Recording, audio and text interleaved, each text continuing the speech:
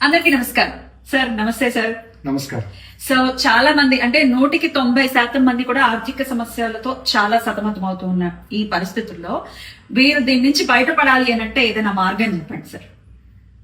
ఇది సింప్లెస్ట్ మార్గం. ఆర్థిక పరమైన సమస్యలు ప్రతి ఒక్కరు ఎదుర్కొంటున్న పరిస్థితులు ఉన్నాయి. ఎంత చెట్టుకు అంత గాలి అన్న పరిస్థితుల్లో ప్రతి ఒక్కళ్ళు ఏదో ఒక రకంగా ఆర్థిక పరమైన సమస్యలు ఎదుర్కొంటున్నట్లుగా చెప్తూ ఉన్నారు. ఇటువంటి క్రమంలో మనకి ప్రజాబాహుల్యంలో విస్తృత ప్రచారంలో అందరూ ఉపయోగిస్తూ ఉన్నది విష్ణు సహస్రనామ స్తోత్రం. ఇది ఎంఎస్ సుబ్బలక్ష్మి గారి ద్వారా ఎక్కువగా ప్రాచుర్యంలో ఉన్నది.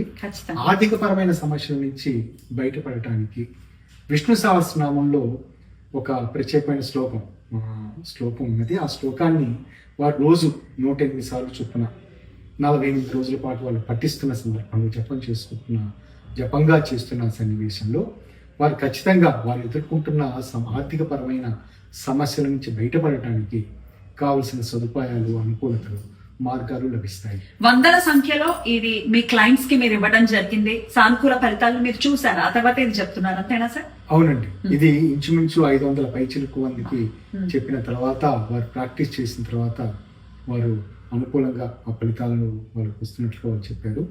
ఇది నా వ్యక్తిగతంగా కూడా నేను చూసుకున్నాను. ఇది విష్ణు సహస్రనామ స్తోత్రంలో 65వ శ్లోకం. ఆ శ్లోకం ఏమిటంటే శ్రీనివాస శ్రీనిధి శ్రీ విభావనః శ్రీధర శ్రీకర శ్రేయ శ్రీమాన్ లోకత్రయాశయః. ఈ శ్లోకాన్ని చక్కగా వారు 108 సార్లు చొప్పున కన్వీనియంట్ పొజిషన్ లో కూర్చొని ప్రతిరోజు చేసుకుంటూ 48 రోజుల పాటు చేయండి. మొదటి కొన్ని రోజుల్లోనే మీరు ఎదుర్కొంటున్న ఆర్థిక ఇక్కట్లకు పరిష్కార మార్గాలు లభిస్తాయి. చాలా చాలా సంతోషం సార్. అడిగిన వెంటనే తెలియజేసినందుకు కృతజ్ఞతలు సార్. నమస్తే. నమస్కారం. నమస్తే.